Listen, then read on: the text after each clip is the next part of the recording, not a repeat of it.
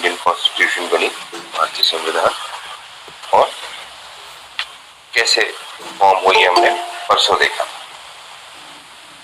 कितने दिन हम लोग कमिटीज देख रहे थे, शायद लास्ट में कमिटीज का टाइम नहीं बचा था, और उसके बाद हमें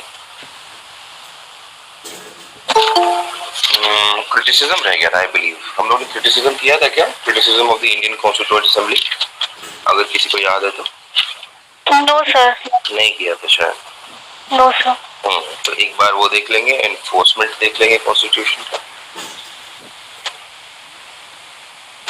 ऑलराइट, तो कुछ मेजर कमिटीज की मैं बात कर रहा था last time, we were talking about some major committees of the Indian constitution, क्योंकि आपका एग्जाम पैटर्न अभी श्योर नहीं है, मोस्ट प्रोबेबली एमसीक्यू पैटर्न आएगा या आप लोग पास कर दिए जाएंगे, लेकिन तब भी एमसीक्यू के लिए प्लीज प्रिपेयर करें। तो ड्राफ्टिंग कमेटी सबसे मेजर कमेटी है, the most important committee of the Indian constituent assembly was the drafting committee headed by none other than of course doctor B R Ambedkar. उसमें कुछ मेंबर्स और थे जो हमने कम लिखा, जैसे गोपाल स्वामी अयंगर, अल्लाडी कृष्ण स्वामी अय्यर, के मुंशी, सैयद मोहम्मद सादुल्ला, एन माधव राव, टी कृष्णमाचारी, ये ड्राफ्टिंग कमेटी के मेंबर्स थे। इन्होंने 141 डेज में कॉन्स्टिट्यूशन का ड्राफ्ट बनाया, कॉन्स्टिट्यूशन नहीं बनाई थी, कॉन्स्टिट्यूशन का ड्राफ्ट बनाया। कॉन्स्टिट्यूशन बनी है 2 साल 11 महीने 18 दिन। ऑलराइट, तो 26 नवंबर 1949 को अडॉप्ट हुई कॉन्स्टिट्यूशन, याद रखिएगा। The Constitution of India was adopted। एक सेकंड बाद बच्चों को एंट्री देनी होगी, आप होल्ड करें। मैं अटेंडेंस में ले लेता हूँ इसी सेकंड, सबसे ज्यादा बच्चों 3।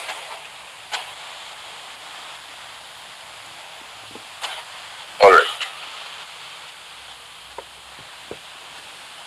So the Constitution was adopted on November 26, 1949, and originally इसमें मेरे ख्याल से 395 आर्टिकल्स एंड 8 शेड्यूल्स।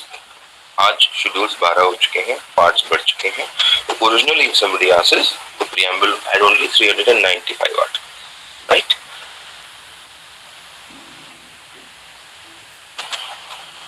तो जब 1947 में आजाद हुआ 15 अगस्त को Bharat, when India gained freedom on 15th August, 14th 12 midnight, that is 15th early morning, what was the shape of the constitution? क्योंकि तब तक तो बनी नहीं थी। तो some provisions of the Indian constitution, when India became free, right at that moment, some provisions of the Indian constitution came into force. The remaining major part came into force on 26 January 1950, जिसको हम of course Republic Day मानते हैं। The date of the commencement of the Constitution is not November 26, 1949, even though some parts of the Constitution were valid there.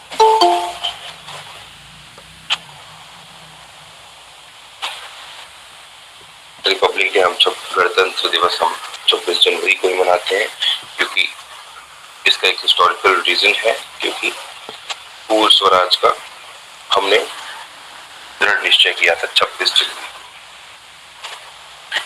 और ये था Lahore session में, दिसंबर 1929 में 90th Lahore session में it was decided that 26 January will be the first republic. So it is this reason that enabled the members of the Indian Constitution making body to choose 26 January 1950 as the republic, as the day of the commencement, as the day of the enactment of the Constitution, enforcement.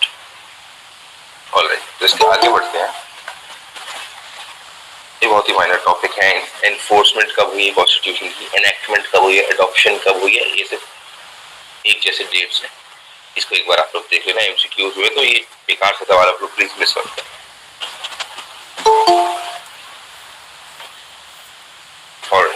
सो अब एक छोटा सा important topic है, the criticism of the constituent assembly. तो कोई भी body कितनी भी अच्छी हो, एक तबका तो उसको इसकी आलोचना जरूर करता है। पॉल साइंस खास करके ऐसा विषय है कि एरिस्टोटल, हॉब्स, लॉक, रूसो से लेकर महात्मा गांधी से लेकर कोई भी, nobody in this world of political science has gone uncriticized, बिना आलोचना के कितने भी अच्छा काम किया हो। या आपका विषय ही ऐसा है, आपके क्वेश्चन ही ऐसे होते हैं, क्रिटिकली एनालाइज, अच्छे से अच्छे काम को आप क्रिटिक करना है, you have to critically analyse. आपको उसका एनालाइजेशन कितना भी अच्छा काम हो, गांधी जी का भी काम हो तो उसका एनालिसिस ही करना, तो कॉन्स्टिट्यूएंट असेंबली का भी करना पड़ेगा। So there are few obvious criticisms कि जैसे रिप्रेजेंटेटिव बॉडी नहीं थी, जैसे मैंने कि आपको परसों बताया था कि डायरेक्ट वोटिंग से कॉन्स्टिट्यूएंट असेंबली का गठन नहीं हुआ था। It was not a body that was chosen or elected rather directly. It was an indirect election. Members of the provincial legislative assembly had indirectly elected for the members of the constituent. Directly लोगों ने vote नहीं किया, लोगों ने provincial assemblies, जो state assemblies थी, उनको choose किया था और इन टर्न उन लोगों ने कॉन्स्टिट्यूएंट असेंबली के लोगों के लिए वोट किया था। दूसरी चीज, it was partially elected and partially nominated. जो रजवाड़े थे, जो प्रिंसली स्टेट्स थे, उनके यहाँ वोटिंग नहीं थी, उनको ये अधिकार दिया हुआ था, they had the right to nominate a member from their princely state. वहां इलेक्शन की जरूरत ही नहीं थी, इसके अगेंस्ट कांग्रेस बहुत ज्यादा था। तो it was not a representative body. Direct election नहीं होता है तो ऑनेस्टली वो रिप्रेजेंटेटिव बॉडी नहीं कहलाती। ये सबसे पहली आलोचना थी। दूसरी, it was not a sovereign body. सही बात है, इस जो बॉडी थी कॉन्स्टिट्यूएंट असेंबली, उसका चयन, अच्छा किसी बच्चे ने कहा है sir please explain in Hindi. Okay बेटा,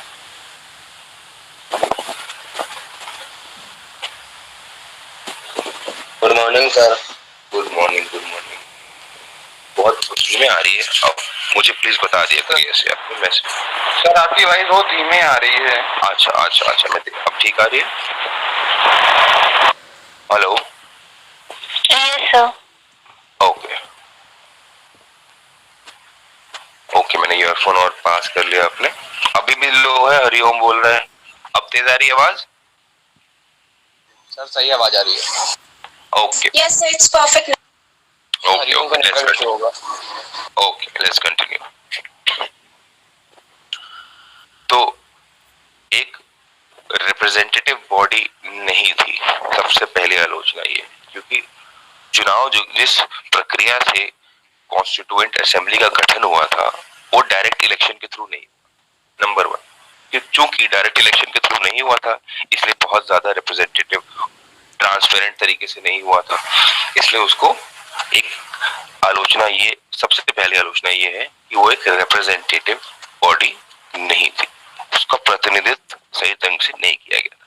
number two, it was not a sovereign body, एक संप्रभु बॉडी नहीं थी। क्यों नहीं थी? क्योंकि ब्रिटिश गवर्नमेंट ने बनाया था। अगर ये एक बहुत बड़ा तबका था जिन्होंने आज आलोचना करी कि जो भारत का संविधान, आजाद भारत का संविधान, the constitution of free India was. एक सेकंड, बच्चे और आ रहे हैं, मैं फिर से अटेंडेंस ले लेता हूँ, नहीं तो पहले मिस हो जाएगी। जो 4-5 अब आए उनकी मिस हो जाएगी। Alright, so the critics maintained that the constituent assembly was not a sovereign body because it was proposed by the British government, क्योंकि अंग्रेजों द्वारा कैबिनेट मिशन प्लान द्वारा कॉन्स्टिट्यूएंट असेंबली का गठन हुआ है, इसलिए उसको संप्रभु नहीं कहा जा सकता। वो किसी एक्ट के अंदर, किसी हम गुलाम देश बन के अपने अर्स्टवाइल मास्टर्स, जो हमारे पहले राजा होते थे अंग्रेज, उनके द्वारा गठन की गई बॉडी है, इसलिए कई लोग इसको अस्वीकार करते हैं। नंबर 3, एक बहुत ही बचकाना आलोचना है इसकी, जो कि मैं बिल्कुल भी इसको वैल्यू नहीं देता। ये टाइम कंज्यूमिंग थी। जो कॉन्स्टिट्यूएंट असेंबली थी, 2 साल 11 महीने 18 दिन में काम किया है, तो ये बहुत ही ज्यादा टाइम कंज्यूमिंग थी। अब टाइम कंज्यूमिंग थी तो जरूरी चीजें लाइफ में टाइम लेती हैं। आप सीधे 6 महीने में ग्रेजुएट नहीं बनते हैं, 3 साल का टाइम है। जब ग्रेजुएशन में 3 साल लगते हैं तो कॉन्स्टिट्यूशन बनने में भी लग सकता है। अब कॉन्स्टिट्यूशन पढ़ते पढ़ते आपको 3 साल निकल जाते हैं तो बनने में तो जाहिर सी बात है लगेगा। So there was this gentleman called Naziruddin Ahmed, वो भी एक मेंबर थे, कॉन्स्टिट्यूएंट असेंबली के ही मेंबर थे। उन्होंने कहा था ड्राफ्टिंग कमेटी का नाम बदल के हमें ड्रिफ्टिंग कमेटी रख देना चाहिए। Then we should rename the Constituent Assembly as Drifting Committee. We should rename the Drafting Committee as Drifting Committee. Drift करना मतलब धीरे धीरे आगे बढ़ना। हेलो बिल्कुल आप कॉल कर पाएंगे सर। हाँ जी सर किसी की आवाज मिक्स हो रही है सर पूरी तरीके से। I think sir call centre में आई थिंक कॉल वही वही बैक कॉल आ रही है इधर बैक में। बेटा प्रेम, हेलो। जी सर प्रेम बोल रहा हूँ। तो क्या आप क्या बोल रहे हैं? हेलो सर कोई बोल रहा है कि इससे अच्छा मैं जियो यूज कर लूँ। ये सबको आवाज आ रही है क्या? काफी time no sir, no sir. No sir, ये उनकी प्रॉब्लम सर। अच्छा अच्छा, बस सब लोग एक साथ समझ नहीं आ रहा। आप प्रेम बेटा एक बार डिस्कनेक्ट करके आप वापस कनेक्ट कर लीजिए, हो सकता है आपके साथ नेटवर्क इशू हो। ठीक है, will continue from here. Alright, so इस क्रिटिसिज्म को, इस this point of criticism I don't give any value to, right? आपको भी नहीं देना चाहिए, बट आंसर आए तो प्लीज उसको लिखिए कि टाइम कंज्यूमिंग था तो था। ठीक, fourth point of criticism is that the Constituent Assembly was dominated by the Indian National Congress. It was a one-party Constituent Assembly. It was a one-party body. तो दूसरे व्यूज को रिप्रेजेंटेशन मिला ही नहीं, ये आलोचना करी जाती है और काफी हद तक ठीक है ये आलोचना कि जो कॉन्स्टिट्यूएंट असेंबली थी, इसको ग्रैनुअल ऑस्टिन एक बहुत बड़े कॉन्स्टिट्यूशन के कमेंटेटर हैं, हर दुनिया की सारी कॉन्स्टिट्यूशन पढ़ के इन्होंने उस पर कमेंट किया है। और ये अगर कॉन्स्टिट्यूशन के बारे में कुछ कहते हैं तो हमें ध्यान में रखना चाहिए। इंडिया के कॉन्स्टिट्यूशन पे भी इन्होंने कमेंट किया है, जैसे कैसी वेयर ने कहा क्वासी फेडरल, इन्होंने भी कहा है। चार रिमार्क से भी ध्यान में नहीं आ रहा मेरे, आप एक बार देख लीजिएगा उसको। तो डोमिनेटेड बाय कांग्रेस, तो दूसरे पार्टी को रिप्रेजेंटेशन ही नहीं मिला। जो लेफ्ट पार्टीज थी, ये जो और राइट विंग पार्टीज थी, कम्युनिस्ट पार्टी ऑफ इंडिया हो गई, कांग्रेस सोशलिस्ट पार्टी हो गई, और भी पार्टीज थी, उसमें साउथ की पार्टीज थी, उनको उतना रिप्रेजेंटेशन नहीं मिला। उनके एक एक दो मेंबर्स थे और कांग्रेस के इतने सारे मेंबर्स थे, बहुत सारे, 90% कांग्रेस के मेंबर्स होंगे। तो ये आपको ये ध्यान में रखना पड़ेगा कि कांग्रेस ने आजादी दिलाई थी, वन पार्टी कंट्री थी उस time India. Congress was not made for elections then. आज के टाइम जो कांग्रेस है वो तब की कांग्रेस अलग थी जब आजादी दिलाई थी, और कांग्रेस में इतने सारे व्यूज थे। Congress was not a one philosophy body then. उस कांग्रेस में ही छोटे छोटे गुट थे, जो कोई कम्युनिज्म मांगता था, कोई कैपिटलिज्म मांगता था। तो ये बोलना गलत होगा कि सारे व्यूज रिप्रेजेंटेड नहीं थे, कि हर पक्ष का प्रतिनिधित्व कांग्रेस पार्टी खुद ही करती थी। तो दूसरी पार्टी आए ना आए, कांग्रेस पार्टी खुद ही हर फिलॉसफी, हर आइडियोलॉजी का रिप्रेजेंटेशन करती थी। पांचवी आलोचना, fifth point of criticism is that the Constituent Assembly was dominated by lawyers and politicians, which is why Indian Constitution is so complex. कि जो भारत का संविधान जिस बॉडी ने बनाया, कॉन्स्टिट्यूएंट असेंबली ने, उसमें पूरी तरह लॉयर और पॉलिटिशियन भरे हुए थे। ये एक आलोचना है। जब वो भरे हुए थे, जाहिर सी बात है लॉयर और पॉलिटिशियन अगर कोई किताब लिखेगा तो लॉयर और पॉलिटिशियन जैसे ही लिखेगा, कॉम्प्लेक्स बनाएंगे। लॉ की इतनी कॉम्प्लेक्स चीजें उसमें कानून की, लीगल जूरिस्प्रूडेंस की भर देंगे कि आम आदमी को समझ में नहीं आएगा। अब हम और आप पढ़ते हैं तो हमें कितने टाइम लगता है कॉन्स्टिट्यूशन समझने में।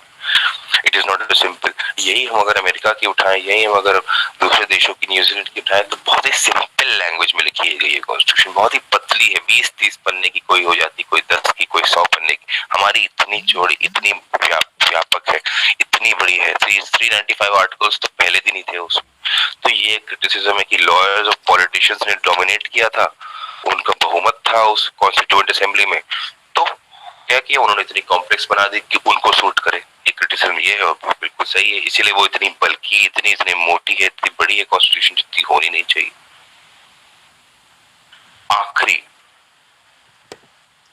आखिरी क्रिटिसिज्म ये था कि constituent assembly was dominated by Hindus. It was mostly a Hindu-dominated body. ये Lord Viscount Count Simon थे, who was called the Constituent Assembly a body of Hindus. अब ये भी इस आलोचना को भी बहुत सीरियसली लेने की जरूरत नहीं है, बच्चों की सिलेबस में है, तो आप स्कॉलर स्टूडेंट्स हैं तो आपको देखना जरूरी है, इसमें भी कोई बहुत ध्यान देने की जरूरत नहीं। जो इम्पोर्टेंट ध्यान देने वाले क्रिटिसिज्म है कि some people did not believe that it was a representative body. कुछ लोग ये नहीं मानते थे कि वो एक प्योरली बिल्कुल उसकी जो वोटिंग प्रक्रिया थी वो सही थी, वो डायरेक्ट नहीं थे, इसलिए वो रिप्रेजेंटेटिव बॉडी नहीं थी, वो संप्रभु बॉडी नहीं थी, वो बहुत ज्यादा टाइम कंज्यूमिंग थी, एक ही पार्टी ने डोमिनेट कर रखा था, लॉयर्स और पॉलिटिशियन ने डोमिनेट कर रखा था, आखिरी एक ही धर्म ने डोमिनेट कर रखा। तो इसमें से ये 4-5 पॉइंट है, आप इसको ध्यान रखिएगा। काफी इंपॉर्टेंट टॉपिक है ये, लॉन्ग आंसर्स में बहुत बहुत ज्यादा पूछा जाता है कि what is the criticism of constituent assembly. ठीक है, तो ये टॉपिक हमारा पूरा हो गया मेकिंग ऑफ द कॉन्स्टिट्यूशन में। हमने क्या क्या देखा कि इस प्लान के तहत बना था, this was made under the cabinet mission plan. याद रखिएगा, कैबिनेट मिशन प्लान द्वारा गठित की गई थी कॉन्स्टिट्यूएंट असेंबली। और कितने दिन लगे थे, कितनी मेजर कमिटीज हैं उसकी। पहले मुस्लिम लीग ज्वाइन नहीं कर रही थी, फिर बाद में ज्वाइन कर लिया, फिर छोड़ दिया। क्या ये सब जनरल नॉलेज की चीजें हैं। और उसका क्रिटिसिज्म क्या है, इनएक्टमेंट कब हुआ, एडॉप्शन कब हुआ, एनफोर्समेंट कब हुआ, क्यों 26 जनवरी 1950 को चुना गया, इस सेशन में पूर्ण स्वराज, जिस कारण से 26 जनवरी 1950 को हम मानते हैं गणतंत्र दिवस। आजादी के पहले किस सेशन में ये वादा लिया था, 30 में लाहौर सेशन में लिया था, ये भी ध्यान में रखें। तो छोटा सा टॉपिक है। अब हम आगे बढ़ते हैं विद दिस। अच्छा, इस टॉपिक में किसी को कोई doubt? Any doubt anybody in this topic before moving to yes Yashasvi? Sir, ये जो आपने मतलब अभी कांग्रेस वाली बात की थी, ये क्रिटिसिज्म था कि मतलब पॉइंट रखा था आपने? नहीं, क्रिटिसिज्म हम कंट्रोल। Okay, yes sir. तो इसमें क्या कोई डाउट था कांग्रेस वाले पॉइंट में? No sir. अच्छा, हाँ, एक क्रिटिसिज्म ही था। ये कुछ लोग मानते हैं क्योंकि कॉन्स्टिट्यूशन जब बना था तो उस बॉडी में, जो कॉन्स्टिट्यूएंट असेंबली थी, उस बॉडी में एक ही पार्टी के इतने ज्यादा लोग थे, तो ये गलत बात है। एक ही पार्टी डॉक्यूमेंट है, कहते हैं कि सारी दूसरी पार्टियों को प्रतिनिधित्व, other parties did not enjoy as much as representation as Indian National Congress did. दूसरी पार्टी को इतना प्रतिनिधित्व नहीं मिला जितना कांग्रेस को मिला। तो ये डॉक्यूमेंट जो है ये वन साइडेड है, लेकिन ये ठीक बात नहीं है। कांग्रेस में हर तरीके के लोग होते थे, नेहरू थे तो एक सरदार पटेल भी थे, गांधी जी थे तो सी राजागोपालाचारी, जो कि एक कैपिटलिस्ट राइट विंग तो नहीं कह सकते हैं, but he was more for privatisation. उस समय नेहरू भी थे, he was more for socialisation, socialist economy. तो हर तरीके के लोग थे, तो कांग्रेस में ही सारी आइडियोलॉजीज रिप्रेजेंट हो जाती थी। Okay, any other question anybody? No sir.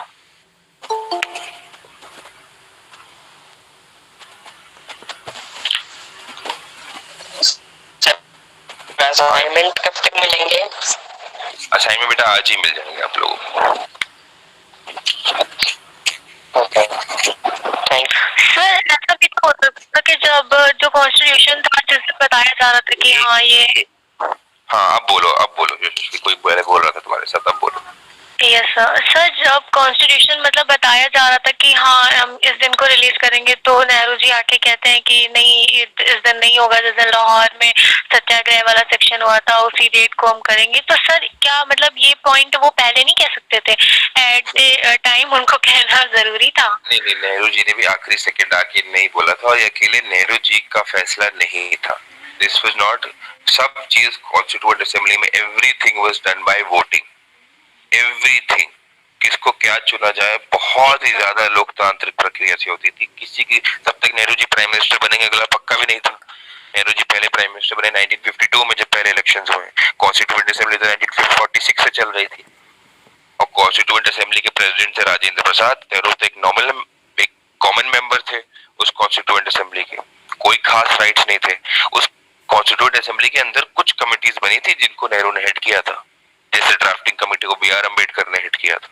तो ये कहना अलग है कि कहना बिल्कुल आपका गलत है कि नेहरू जी ने आखिरी मोमेंट में क्यों कहा, ऐसा कहा नहीं था। ये सबका फैसला था, क्योंकि 1930 लाहौर में डिसाइड किया था कि 26 जनवरी 1930 सिविल डिसोबीडियंस मूवमेंट जब चालू करने वाले थे, तो इंडियन नेशनल कांग्रेस ने अनुमान लगाया कि एक साल तक, गांधी जी ने भी कहा था कि अगर एक साल तक हम सत्याग्रह करेंगे तो अंग्रेज छोड़ देंगे और अगले 26 जनवरी को हम एक गणराज्य बन जाएंगे, we would be a republic by next 26 January. तो उसको रिस्पेक्ट करने के लिए उस 1930 का जो उन्होंने पढ़ लिया था, जो वादा लिया था, जो निश्चय लिया था, उसको रिस्पेक्ट करने के लिए लाहौर सेशन में जो लिया था, उसको रिस्पेक्ट करने के लिए 26 जनवरी को रिपब्लिक डे मनाया जाता है। ऐसा नहीं था कि नेहरू जी ने आखिरी मोमेंट बोला हम ये करेंगे, सब कुछ वोटिंग से होता था। सर लेकिन इन मतलब आपस में कांग्रेस में मतलब कंट्रोवर्सी होती थी, मतलब मॉडरेट और एक्सट्रीमिस्ट इन दोनों, ये दोनों अलग अलग हो गए थे, तो इसमें भी कंट्रोवर्सी होती थी। तो शायद मतलब उन्हीं की पार्टी के लोग उन्हीं से सहमत भी नहीं रहते थे। जैसे नेहरू जी हैं तो कांग्रेस मतलब जो वहाँ पे पहले लोग थे वो उनसे कुछ सेटिस्फाई नहीं रहते थे।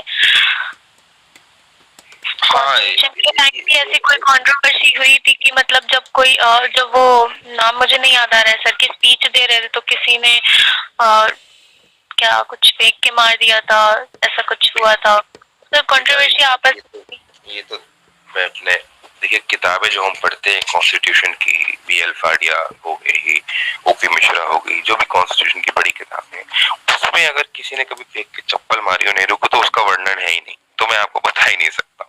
और अगर फेंक के मारी हो तो दैट इज इमटेरियल। कोई ना कोई किसी को भी फेंक के चप्पल मार देगा तो उसके काम की आलोचना नहीं होती। अगर कल तुमको यशस्वी क्लास, मानो कभी तुम स्पीच दे रही हो, कोई तुमको कुछ फेंक दे, तो दैट डजंट मीन कि जो तुमने काम किया है, जो अध्ययन किया है, जो कॉन्स्टिट्यूशन में काम किया है, उसको नकारा जाएगा। कोई आलोचना होती है तो अभी हम पढ़ रहे हैं ना, सारी आलोचना हमने पढ़ी, उसमें से हमने खुद डिसाइड किया कि कौन सी वैलिड है, कौन सी आलोचना को हमने भाव देना है, कौन से नहीं देना है, सीधी बात। अभी जैसे उन्होंने बोला था टाइम टेकिंग है, तो मैंने पहले बोल दिया भाई इस आलोचना के कोई वैलिडिटी नहीं है। टाइम तो चीजों में लगता है, इंपॉर्टेंट चीज है, पहली बार संविधान बना रहे थे, इतनी बड़ी बॉडी थी, 389 मेंबर बॉडी, तो टाइम लगता ही है। तो इस आलोचना को बेशक हम पढ़ रहे हैं लेकिन हम इसको ज्यादा महत्व नहीं देते हैं। तो ये इतने सारे लोग, नेहरू जी को उस टाइम तो मैं नहीं मानता कि कोई चप्पल फेंक के मार सकता है, सवाल ही नहीं होता। इतने लोकप्रिय कि जहां जाए वहां करोड़, आज जितनी भीड़ नहीं आती उससे ज्यादा पहले भीड़ आती थी। इनको मेहनत करने की जरूरत ही नहीं होती थी, किसी भीड़ को बुलाने की जरूरत नहीं। इतने साल जेल गए, इतने कैरिज्मेटिक करिश्माई लीडर होते थे उस टाइम, इतने पढ़े लिखे, जो मतलब चप्पल तो मैंने तो आज तक नहीं सुना कि किसी ने फेंक के मारा, और मारा भी हो तो चप्पल किसी को पड़ भी जाए बेटा, तो that does not negate anybody's hard work. कि किसी पॉलिटिशियन को किसी ने चप्पल मार दिया, किसी भी इंसान को, तो क्या उसने आज तक जो किया है उसको हम पढ़ेंगे नहीं कि उसने तो चप्पल खा लिया था, उसने तो सारा काम खराब किया बस, ये है ना? तो फिर है ना, तो फिर इसको इग्नोर करते हैं ऐसी चीज को। और ये तो जेल गए हैं ये लोग, स्वतंत्रता सेनानी थे, इनके लिए चप्पल क्या चीज है? नहीं सर, नेहरू जी को नहीं कहा सर, वो मतलब उन्हीं की पार्टी के थे जो कॉन्स्टिट्यूशन को रिप्रेजेंट कर रहे थे, तो उन्हीं की पार्टी में से किसी ने उठ के, जो मतलब मॉडरेट और एक्सट्रीमिस्ट में लोग बट गए थे, तो किसी मॉडरेट ने उठ के, हाँ अच्छा, अब तो हमको पढ़ के जब क्लास ऑफलाइन होगी तो हमको बताना, हमको भी बड़ा इंटरेस्टिंग लग रहा है, कुछ नई चीज पता चलेगी। हमने तो कब नेहरू जी चप्पल तो हमको किसी ने बता। सर हम कह रहे हैं सर, नेहरू जी को नहीं सर, मतलब उनकी चीज को जो रिप्रेजेंट कर रहा था सर, जैसे आप, हाँ जैसे हमें कोई अगर रिप्रेजेंट कर रहा हो उसे, हम ही नहीं, ऐसे सर। अच्छा, और any others question? Yes, I have a question. So, in spite of such a great contribution of Gandhi ji in our nationalist movement, like it wouldn't have been possible without him to gain freedom. Even so, we don't see the philosophy and ideals of Gandhi ji in our making of our constitution. For instance, you wanted to give a big preference for the upliftment of villages and district and small towns, and even so, like there wasn't any clear indication for the upliftment of this philosophy in our constitution. Then why is it so, sir? All right, it's a very interesting question, and a lot of people have asked this question over the years. Ki when Gandhiji was such a loved leader, and everybody in India, he was so instrumental to help us gain freedom. Why did the Indian Constitution not reflect Gandhian views? Why did not we believe in village democracies? We believe in all the ideas that Gandhi ji wanted India to pursue.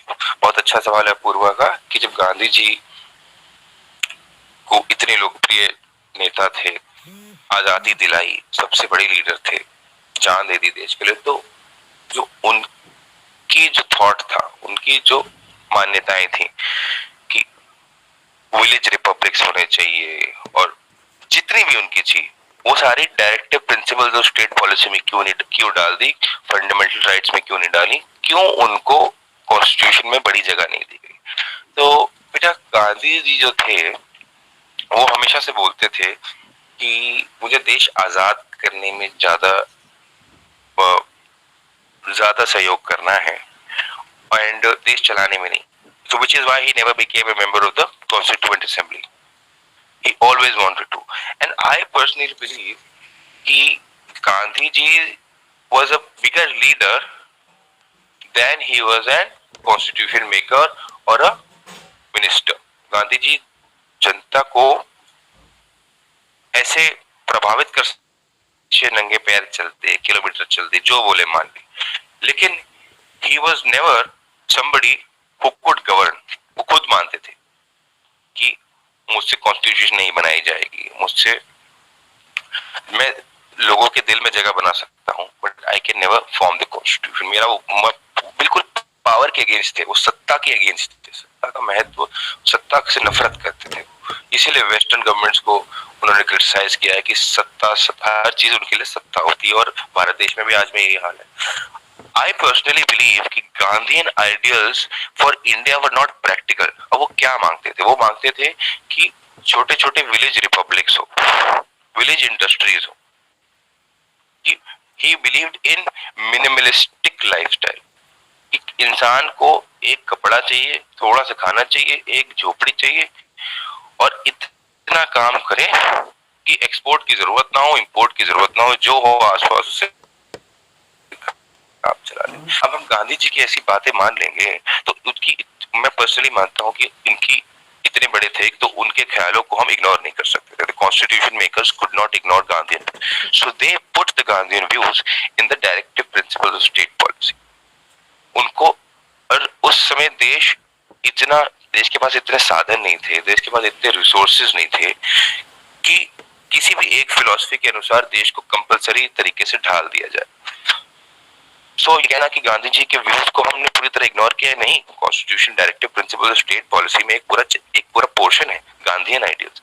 Fundamental rights में भी काफी कुछ Gandhian ideals के हिसाब से आप पढ़ेंगे कैसे वो, जैसे वो कहते हैं उनको नॉनवेज नहीं पसंद था, कि इंसान में people should not be non vegetarians. तो डायरेक्टिव प्रिंसिपल्स में है कि you have to stay away from alcohol, उनके अनुसार stay away from non-vegetarian food.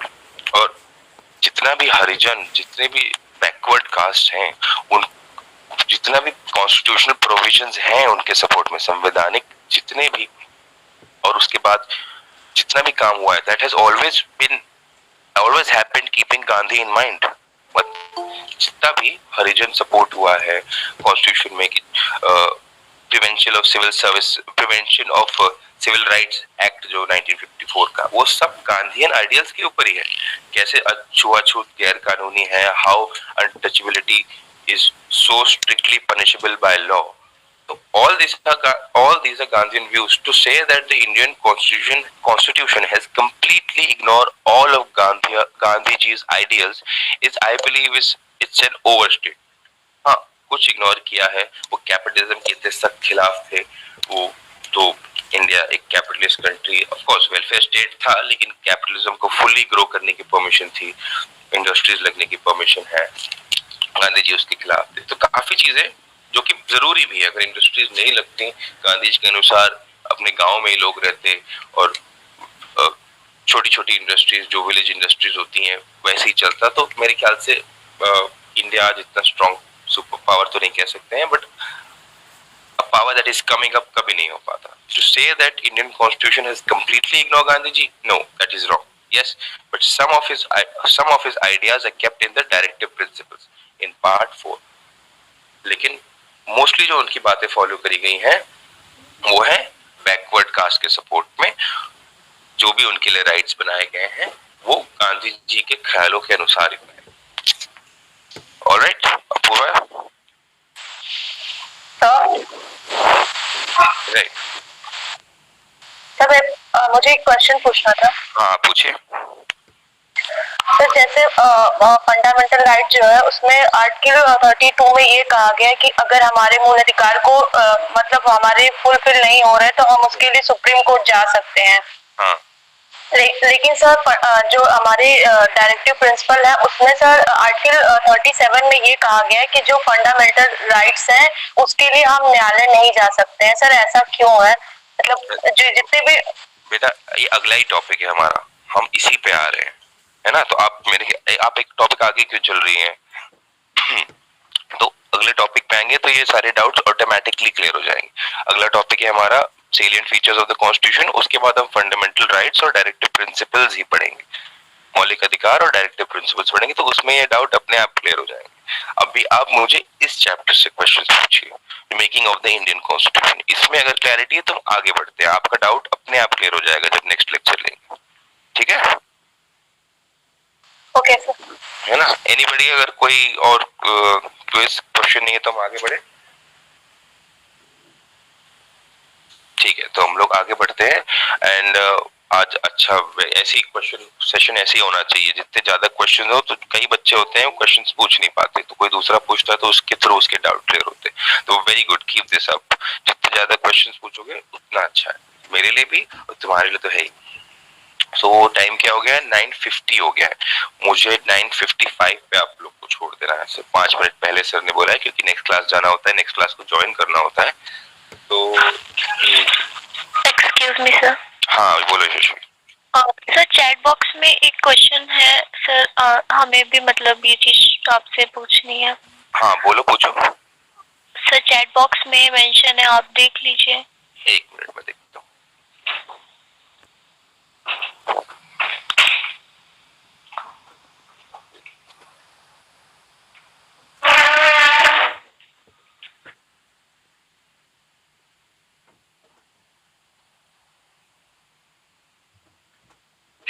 हाँ, ये अच्छा. चलिए, बहुत किसने पूछा? अरुण मलियाबादी ने. अरे वाह, लखनऊ से पास से अरुण. तो उसने, अरुण का सवाल है, आप सब पढ़ सकते हैं शायद. तो इन्होंने पूछा है, सर क्या हम आदरणीय नेहरू जी को प्रधानमंत्री लोकतांत्रिक प्रक्रिया से बने थे मानते हैं कि नहीं मानते हैं, जबकि लोकतंत्र की वास्तविक अवधारणा 1949 में लागू हुई थी और प्रधानमंत्री 1947. तो देखिए, पहले जो इलेक्शंस थे वो इंडिया के जनरल इलेक्शंस, वो मानते हैं 1951-1952 में हुए थे. लेकिन कॉन्स्टिट्यूएंट असेंबली दो जगह मिलती थी, दो तरीके से मिलती थी. एक बार मिलती थी नेहरू जी के एक बार मिलती थी जीवी मलवांकर के अंडर, जो कि स्पीकर थे, और एक बार मिलती थी राजेंद्र प्रसाद के अंडर. एक प्रोविंशियल जो कांग्रेस की जो एडमिनिस्ट्रेटिव बॉडी थी, सबसे हाईएस्ट, कांग्रेस वर्किंग कमेटी कहते हैं, उसमें 15 मेंबर होते थे. और इनको कौन चुनता था? इनको चुनता था कांग्रेस की प्रोविंशियल कमेटीज, जो स्टेट की कांग्रेस कमेटीज होती थी. बहुत ही लोकतांत्रिक प्रक्रिया होती थी. तो इन कांग्रेस प्रोविंशियल कमेटीज ने नेहरू जी को इनफैक्ट कांग्रेस वर्किंग कमेटी को आज आप लोग को बताते हैं बड़ी इंटरेस्टिंग चीज कि सरदार पटेल को चुना था एज पहले प्राइम मिनिस्टर, लेकिन गांधी जी ने एक छोटी सी स्पीच दी और उन्होंने बोला कि मेरा उत्तराधिकारी कांग्रेस में कोई बनना चाहिए तो मेरे ख्याल नेहरू जी से बिल्कुल अच्छी तरह मिलते हैं, और सरदार पटेल जितने भी सक्षम हो मैं मानता हूं कि Nehru ji is one step better than Sardar Patel in the prime minister through. तो उस टाइम आप सही कह रहे हैं कि जब इलेक्शन पहले उसमें हो गए थे तो 1947 से कैसे, तो मे बी जिस प्रक्रिया से आज प्रधानमंत्री चुना जाता है सेम प्रक्रिया इस्तेमाल नहीं हुई थी, पर वो भी लोकतांत्रिक प्रक्रिया थी। तो इवन दो जनरल इलेक्शंस पहली बार हुए थे जो कांग्रेस को पता नहीं कितने लगभग 70% वोट शेयर मिला था 50 में, उसके बाद से थोड़ा थोड़ा कम आता जा रहा है, 69-67 वोट परसेंट शेयर मिला था पूरे देश का। लेकिन उसके पहले भी जिस प्रक्रिया से प्रधानमंत्री नेहरू चुने गए थे तो मे बी डायरेक्ट वोटिंग से नहीं थे, पर कांग्रेस की इंटरनल कमिटीज में वो लोकतांत्रिक प्रक्रिया ही अपनाई गई थी। सो लोकतंत्र की वास्तविक अवधारणा बिल्कुल सही 1949 50-51 में जो चालू हुई थी पहले जनरल इलेक्शंस के बाद, लेकिन उसके पहले भी जिस प्रक्रिया से प्रधानमंत्री नेहरू को चुना गया था वो अलोकतांत्रिक नहीं थी। It was not undemocratic, it was democratic democratically decided upon but not by the entire country, क्योंकि कैबिनेट डिविजन प्लान को इनडायरेक्टली चूज किया गया था तो डायरेक्ट इलेक्शन का सवाल ही नहीं होता था। तो उस बॉडी में कैबिनेट कॉन्स्टिट्यूएंट असेंबली खुद ही वोट कर सकती थी, तो इट वाज इनडायरेक्ट इलेक्शन और वो भी प्रोपोर्शनल रिप्रेजेंटेशन से चूज किए गए थे। तो जो इतनी भी प्रक्रिया कैबिनेट मिशन प्लान ने परमिट की थी, जितनी डेमोक्रेटिक वो थी उतनी ही डेमोक्रेटिक तरीके से वोटिंग हो सकती थी, क्योंकि ये एक लिखित रूल्स के अंडर, एक कहे गए सेट ऑफ रूल्स के अंडर फंक्शन कर रही थी कॉन्स्टिट्यूएंट असेंबली। तो जितनी कॉन्स्टिट्यूएंट असेंबली को वोटिंग की छूट थी उतनी प्रक्रिया से वो बने थे। अब जब कॉन्स्टिट्यूएंट असेंबली पूरी बन गई, इन्होंने नया तरीका अपनाया कि अब प्रधानमंत्री ऐसा चुना जाएगा, तो वैसे भी वो चुने गए थे। ठीक है, तो it was not undemocratic, but जिस तरीके से आज प्रधानमंत्री चुने जा रहे हैं उस तरीके से नहीं चुने जाते। तो अभी टाइम इज 9:54। अगर किसी के पास एक और क्वेश्चन है तो मैं एक और क्वेश्चन ले सकता हूँ।